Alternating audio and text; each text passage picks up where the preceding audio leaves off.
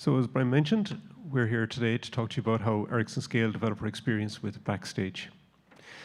Apologies for the spoiler alert. With the spoiler alert, we're going to start at the end. Right now, with approximately 1,260 engineers in our engineering unit, we've been hitting over 4,000 visits per week, which we actually regard as being successful. But it hasn't all been plain sailing, and we're going to bring you right back to day zero, where we started on our journey somewhere in the middle of June 2023. And we'll take you on that journey and tell you about the learnings that we found on the way, so that maybe you can benefit from some of them as well. My name is Kieran Egan. I'm an engineering manager leading developer experience for network management by driving solutions for and adoption by our developers. My name is Damien O'Toole. I'm a principal engineer working in Ericsson, and I'm the developer advocate for the network management engineering unit. So when we started off our journey, we wanted to build a solid developer experience. And all the way along our journey, we found different learnings along the way that led us to these 6 key pillars that are the building blocks for us to have a successful developer experience. First one is leadership backing. Damien and I would not be here today if we did not have leadership backing. But it wasn't just a one-off, tick the box and say, off you go guys and do it. They've been with us all the way along, and they have really facilitated us. And Damien will touch on that along the way in our slide deck. Second one is mindset shift. And for a mindset shift, we're looking at getting our developers to provide content onto our portal and also to find content on our portal. But we have to get them to change their mindset to actually always think portal first. And we'll discuss that as well. Then we will talk about addressing feedback and our approach to how we get feedback from our developers, but also how we address that feedback. And when we do address the feedback, we take this engineering first approach. So we take multiple pieces of feedback that may be connected in some way and see if we can come up with a cohesive solution that amplifies the value that we give our developers. And when we are giving them that value, we want to maintain contact. Continuous contact is vital, so they know that you're actually working with them, that you're delivering what they asked for, and when you go live with it, that they start to use it. And the last pillar, which is certainly not the least, when I talk about you want to get them to use it, you need to stop the old value. We would not have built something with new value if it wasn't more valuable than what we had previously. There's a lot of values there. But basically, you need to take them off the old track, put them on the new track, because it is better. So with that said, I'm going to hand you over to Damien, and he's going to start us on our leadership backing journey, and then tell you a little bit more about our addressing feedback. Okay, thanks very much, Kieran. So what we're going to do is we're going to go back in time a little bit. So we're around September 23. You can see it in the top left of the screen. And we're at 0 visits currently. We don't have any visits just yet. The portal hasn't been established. And if we just reflect a little bit on why we wanted to change and why we felt change was needed, at the time we had seen probably, I would say for the previous 18 months, that developers in our organization were spending more and more time finding documentation, the tools, processes, or trying to figure out who it is they should contact to try and get them unblocked in the development flow. And coupled with that, we had seen kind of the cloud native landscape had kind of brought more and more responsibility down to the teams. There was more and more things kind of falling upon them. And we were asking them to wear different hats and also to be quite proficient in those different parts of the day job. We wanted them to be experts in development, experts in test framework, experts in deployment aspects with Kubernetes and Helm and all the design rules that come with that, and even experts in security. So more and more was starting to drift into the team in terms of responsibility, and it was starting to really impinge on their ability to be efficient and to do the day job, to be honest. That cognitive load was really starting to tell. So around that time, we tried to see, was it maybe something that we were doing perhaps within our own engineering unit that we needed to address, or maybe it's Ericsson-wide, or maybe it's even in the industry. So a couple of very excited developers got the chance to head over to KubeCon in 22 and 23, and we got to see Backstage. We're at Backstage Con for both of those. And it just kind of clicked. It was just something that kind of felt for us that it kind of really met what the kind of pain points we were encountering at the time. And it felt like something that was going to kind of really help us to try and see if we could go about doing something with that. So we came back from KubeCon that year, and we met with our leadership team, and we made a pitch to see if we could secure some investment. And this was the beginning of the leadership backing that Kieran spoke about. But I think what was really important for our leadership backing was it wasn't the case they walked away from it and kind of just see if the guys sink or swim. It was that they stayed with us on the journey. And you'll probably hear us touch on leadership backing a little bit more as we go through the rest of the slides, because they've been with us from all the way along that journey in terms of giving us steers when we needed it, helping us get unblocked, and even to the point actually of challenging us as well in terms of, are we value driven enough in what we're doing in our development experience initiative? So it's been really, really important for us, a really important good start that they gave us, but also that they kept with us on the journey. So that was it. So we kind of stood up our first portal, and you can kind of see an image of it on the screen here, some humble beginnings, but that was our initial homepage for the first kind of soft launch we did of the portal that kind of winter. And we did kind of, as you've kind of heard from some of the presentations this morning, if you're in the room, we did kind of what is typical. We kind of looked at trying to invest in the software catalog. We start to add one product to the catalog, see what we can learn. And we start to think about maybe is there a golden path we can go after to try and test the water of that. And we look at developer environment setup, for example. So we're up and running. We have our leadership backing. So I'm going to jump forward in time now a little bit. So now we're kind of just after Christmas, January 24, and we have some low but kind of steady numbers, just 189 visits currently. As I mentioned in the previous slide, we had done the pitch. We didn't kind of just obviously pitch that we're just going to stand up a portal. We had done some analysis as part of that. And this was another kind of tool that Kieran and I kind of were introduced from our UX colleagues inside Ericsson. They typically would do this for our external customers to try and assess the value we're delivering to our products in the telco space. But we used those techniques and those different ways to try and figure out what we could do, but we used it for the internal developers. And you can see some examples there. We used focus groups, we used one-on-one interviews, surveys, and that kind of gave us this kind of qualitative and quantitative data that gave us some threads that we needed to go and pull at in terms of the organization. And at a very high level, and I guess some of this will resonate with what we heard this morning and maybe people in the room here today, our developers wanted more resilient tools. They wanted centralized documentation, very hard to find it, and if you do find it, no guarantee it's fresh. And they also wanted self-service way of working. A lot of our processes were kind of checkpoint kind of built, so they needed somebody to say, yes, you can go ahead kind of thing. So it was a real manual kind of interruption to the process for the developers. So as I mentioned, we were starting to catalog our product. We've taken some learnings from that initial product cataloging, and we're starting to see what else we're going to go after. We have our roadmap, and we're starting to go after it. And this was kind of the second kind of really important learning for us in terms of what we call addressing feedback. So we had the top-down support from the previous slide. This was something we now wanted to make sure that we had that kind of grassroots kind of connection to the developers, and we created the developer advocate group. And I'll talk a little more detail about the kind of advocate group in a couple of slides, but for now, the advocate group have reached out to us and they've highlighted a particular pain point, which is code searchability. So some of our products have a very kind of aggregated architecture, and we have quite a number of repositories where the code resides. And if you're doing a cross-cutting implementation, there's no guarantee that you know all the repos you need to update. So we're really struggling with that particular use case.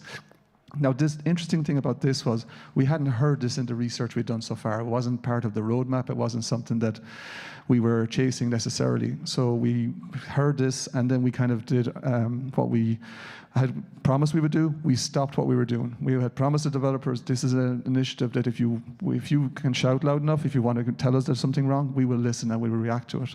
So we stopped what we were doing in terms of the roadmap. We went after this, but critically, we brought that use case into the portal. What we'd seen so far in our adoption was the value was piecemeal, but something like this gave it a bit of an acceleration in terms of trying to help the developers see that we're starting to kind of add more and more kind of connections in terms of if you use the portal, we can also show you this as well. So this was a really important lesson for us in two regards. One, we now had the trust of the developers. They're starting to come with us on the journey, starting to believe in what we're doing. And then the second thing is, from the point of view of Kieran and I and the DX team, was that, roadmap building is something that you can't go too far ahead. It's important to have a vision, but I think 6 to 12 months is kind of where you want to be at, because as you do these different UX activities, there can always be new use cases that can be unearthed. So something that we learned and kind of brought into our thinking for the next couple of years after this. So as we kind of exit this timeline, we now have the portal established. We have the rest of our ecosystem that we already existed. So I'm going to throw it back to Kieran to kind of talk a little bit about the next learning and what we're going to do. Thanks, Damien. So We're now up to June 2024, and we can see that the weekly visits are averaging around 840 visits per week. Thing is, we were stuck in around that visit level for maybe a month, and we weren't really seeing the stuff that we were doing come through in our visits. So we were doing our plugin development, and as Damien mentioned, this is part of the roadmap that we had set out, and that plugin development was there to facilitate the cataloging of our products. It was there to actually accelerate it. So we were providing that. We also provided simplified processes in the form of how-to guides, and these were all things that our developers had asked for, and we were delivering on it, but the uptake wasn't there. So the next learning that we had was we needed to stop the old paths. So in Ericsson, we've got developers, we've got engineers that are there a long time. Like Damien here, he's 25 years. So when you're there that long, right, you have a list of bookmarks, and you are stuck with that, right? That's a habit you're going to stick with. It's very, very hard to get out of it. So we had to kill off those bookmarks. We had to just terminate the tools and maybe put a link to the portal from it. This is where you can find that. And once we started to do that, we start to see our adoption grow again. This was a very valuable lesson. And again, it comes back to our leadership backing. These were questions that we were continuously asked by our leadership. What are you stopping? Because we were talking about all these great things we were doing, but they kept asking us, what are you stopping? And you can see there on the left-hand side, sorry, the right-hand side of the screen that these were the statistics for the various plugins that we were bringing in. And we were watching that week on week to see, were they having an impact as we brought them in? We study that quite closely. And when we don't see the trends going up, then we have to react and make sure that we find out why. And if you don't kill off those old tracks, what happens is you get questions like, is this up to date? Or which one should I use if you have two sources of truth? And that's the whole idea of having an IDP, that it is this single source of truth through a single pane of glass. So this is a really valuable learning for us, and we stick to it to this day. We literally, in the last week, removed an old tool which was used by, I would say, maybe 800 developers, and we cut over, and we've had some surprising statistics off the back of that. So we've learned to stop stuff. Now we needed to get people thinking about IDP first. So we've gone now from somewhere in the region of about 840 visits up to into the 2,000 margin. And we're going really well, but there was a reason for this. We had continued with our DX roadmap. We had delivered plugins that our developers wanted. We had delivered guides that they had asked for. But more so, we had a vision that with these plugins that we wanted to build, we wanted to have them built in a connected, cohesive, and integrated way that our developers would find those as golden paths. So, for example, if I'm a developer, I want to get my code into the baseline. That's really my purpose. So when we take that view from a developer's perspective, I want to go in, find my component on the portal. Then when I've found that component, I look at the code reviews that are outstanding. I do a review. I update Jira, for example, say review is done, and then I can go and I can check the various CI/CD tools or plugins that we have on the portal to track that it actually gets into the baseline. And at the end, I can just update the Jira to say, yeah, this is done now, and I move on. Previously, you had to go lots of different places to carry out that activity. Now we have this golden path to make it happen. And our developers found that really useful, and they voted with their fingers by clicking on the portal to do so. So now we're into January 2025. We've done those connected use cases. We've moved the dial. Thing is, time doesn't stand still. You have to move on. So there are new pain points that our developers have told us. And we do these surveys every year where they give us that feedback, and it kind of helps us create our new roadmap for the next 3, 6, 9 months. So in our latest DX survey at the end of 2024, we were told that access to environments was quite difficult, and they wanted us to actually fix that pain point. Because the portal was gaining traction, other teams were starting to see this is the central point. I should be thinking about IDP first if I want to bring in a new tool. And the infrastructure team came on board with us and said that they would build a plugin to allow our developers to book environments in a really easy and streamlined way. So we have a small enough team in our DX area. We were glad to get the help. They delivered a plugin, and it really did address that pain point that our developers had raised. And when they brought that in, that plugin was the highest used plugin on its first day of any plugin we had ever introduced. And literally to this day, as I stand here, it is still the highest used plugin on our portal. So when we talk about highest used plugins, we want to start talking about measuring success. So I'm going to hand you over to Damien now to talk a little bit about how we measure success. Okay, thanks very much, Kieran. So timeline-wise now, we're kind of up to around summertime this year, and we can see we're starting to get close to the number. We're at 3,400 users or so. And we're going to talk a little bit about measuring success. The two things in particular we really liked with Backstage when we were getting to grips with it was, one, it is very easy to deploy and stand up as a given portal. So we kind of were able to get up and running quickly and then try and explore connections, integrations into our own kind of ecosystems. The second thing was a plugin-based architecture. We were really, it was something that really resonated with us. We could see that would be really useful because there's a very vibrant open source community. But we could also see that we could make use of that from an inner source point of view and maybe use that to share plugins internally for our bespoke tools, processes, and so on. Ericsson, I guess, as Kieran showed in the earlier slide, we have 1,200 developers in our engineering unit. But Ericsson is a very large company. It's made up of multiple engineering units, which make up multiple business areas. So we find that the ability to kind of stand up these instances of portals that can be tailored to your development community, especially when you have a kind of wide product portfolio and maybe you're building quite different and divergent things, it can be something that really is very powerful. It allows us to accelerate in one direction and solve a pain point, like Kieran mentioned there a minute ago, the booking environments. And then we can share that with our colleagues and they can then use it if it makes sense for them, or vice versa, we can take something from them. So it's something that it's really powerful, to be honest, because one size doesn't fit all. It's what we've learned over the last number of years. The second part, and Kieran showed an image of the kind of plugins in the portal. For everything we brought into the portal, whether it's plugins, tech docs, tools, whatever it could be that we brought in, we've been sure to kind of have some metrics on that to try and see the usages for it. And because we can see that, then we can kind of see, what is popular, but also more importantly, what is not popular. So we can kind of see then, do we need to set sunset on something we brought in, or maybe look to see if we can consolidate plugins, try and find that value and bring it back into play. I think the key thing we've learned is don't just go by those raw numbers. I think you kind of need to marry it to the UX techniques that our colleagues have been so good to teach us over the last few years. One in particular we were just going to call out today is observation sessions, something we've kind of used this year. We hadn't tried them out last year.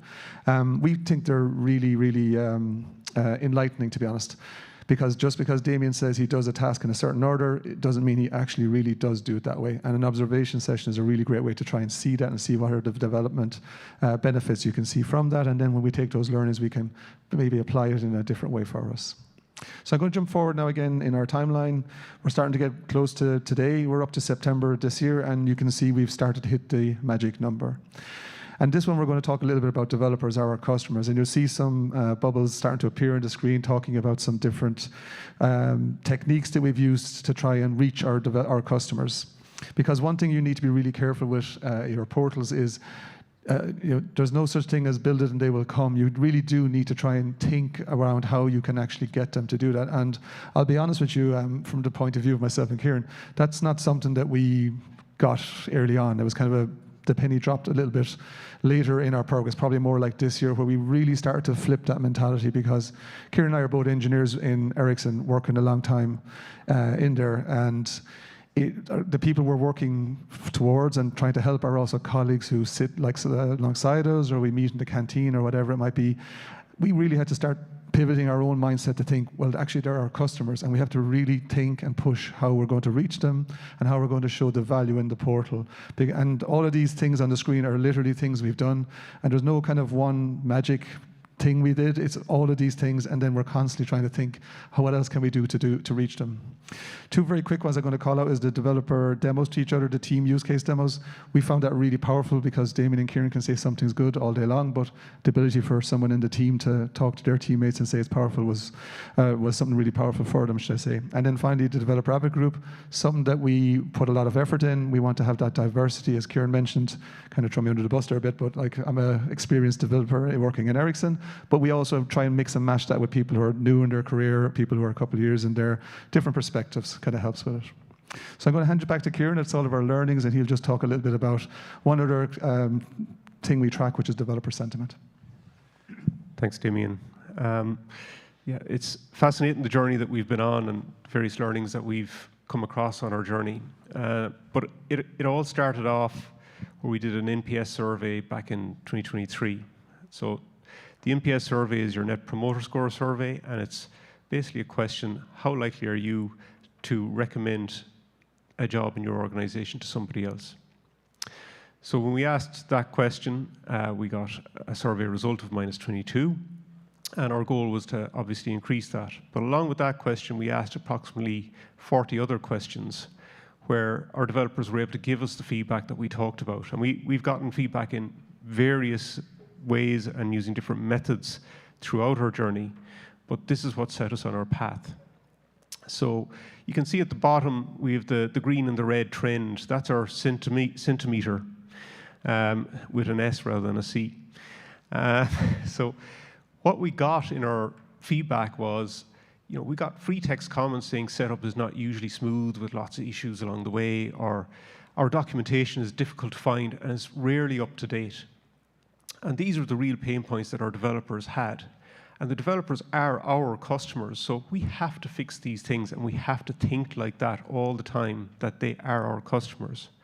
And once you start to fix these pain points that your customers have, they will like you for it, they will come back. It's a bit like selling good produce in your shop. Your customers will come back as long as you sell quality. So then we see that our numbers start to increase, and in 2024, then we did a survey in November, and we got a -2 because we had addressed those pain points, and they saw that we were really trying to help them. And you continue on the journey, continuously in contact with your developers, telling them what you're doing through various demos, for example, and then you deliver the solutions, and they realize that you've actually solved a pain point. And then you get positive sentiment, which is what you see in the green side of the trend. Thanks for listening. Thanks for listening to us, and keep us up to date. In other comments that we've got, I could not do my job without the IDB portal. These are the types of sentiment feedback that we do get. So looking into the future, literally this week, we're going to commence our NPS survey for 2025. That will help us set out our roadmap for at least part of 2026. And our focus areas already, everybody is looking at AI to see how it can bring efficiencies and how it can make our lives easier. That's obviously going to be one of the focus areas that we have. But we can't forget that automation has played a big part in probably all our lives to simplify our day-to-day experiences. So that's going to continue as well. We're going to simplify some workflow items that we've documented. And then last but not least, we're going to look at removing silos. So we've been doing that along the way, and Damien also touched on it, but things like plug-in sharing. Ericsson is a huge organization. We're just one small part of it, but we really want to focus on plug-in sharing with other engineering units across our organization so that we can all reap the benefits for what other people do and what we do. We can move forward together. Similarly with our catalog, our tools, we want to converge on the same tool set. And then when you do that and you have everything cataloged in the same way, all our developers speak the same language and they move forward as a whole. And as Aristotle once said, the whole is much greater than the sum of its parts. The last piece of information that I have on this slide is down the bottom right-hand side, which is that we have a 6-person investment, and we've done all this without an army. So with that, I'm going to wrap up. Yeah, just to be super brief on this one. Everything we presented today with our Developer Experience Initiative has been aimed to our internal developers. We also started to explore over the last year what we could do with developer experience for what we actually sell to our external customers. And a couple of colleagues and myself have wrote a white paper on that. There's a link there if anyone wants to have a look at it afterwards. Our contact details are on the screen, so please feel free to reach out to us. We're around here the rest of the day and we'll be here all week. So thanks very much for your attention.